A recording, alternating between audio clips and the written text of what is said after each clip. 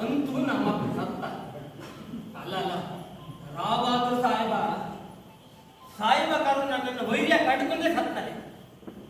ನಾನು ಅವನ ಮಗ ಹುಟ್ಟಿದ್ದೆ ತಪ್ಪಾಗ್ತದೆ. ಅಲ್ಲ, ಸೊತ್ತರ ಬಗ್ಗೆ ಹೇಳ್ಕೊಂಡು ಕೂತ್ಕೊಂಡ್ರೆ ಎಂತ ಪ್ರಯೋಜನ ಅಂತೀನಿ. ಸೊತ್ತರ ಸಂಗಡ ಇಟ್ಕೊಂಡು ಸೇಡು ಸತ್ತೋಗಿರ್ತದೆ. ಈಗ ನಮ್ಮ ಮುಂದಿನ ಜವಾಬ್ದಾರಿ ಮರಿಬಾರ್ದು. ನೀ ಹೇಳದ್ದು ಸರಿ ಐತಿ.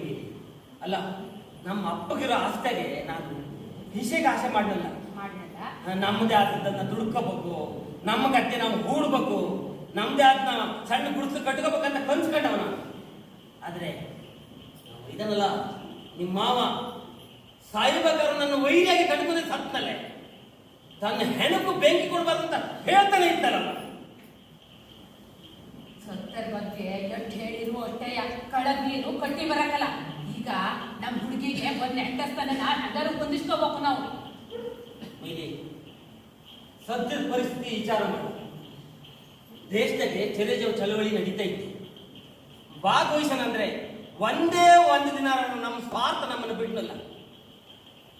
ಎರಡನೇ ಮಹಾಯುದ್ಧ ಬೇರೆ ನಡೀತಾ ಇತ್ತು. ಕಾಲ್ಮಾನ ತುಟ್ಟಿ ಬೇರೆ.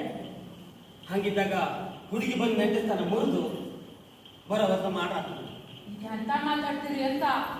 ಎಷ್ಟೇ ಕಷ್ಟ ಆದ್ರೂ ಮಾಡೋ ಕೆಲಸ ಮುಂದಕ್ಕೆ ಹಾಕಕ್ಕಾಗಲ್ಲ. ಹಂಗಾಗಿ ಹೆಂಗಾರು ಮಾಡಿ ಹುಡುಗನ ಕೈ ಮೇಲೆ ಹುಡುಗಿ ಕೈ ಇಟ್ಟು ಮದುವೆ ಮುಗಿಸಿ ನಮ್ಮ ಜವಾಬ್ದಾರಿ ಪೂರೈಸ್ಕೋಬೇಕು.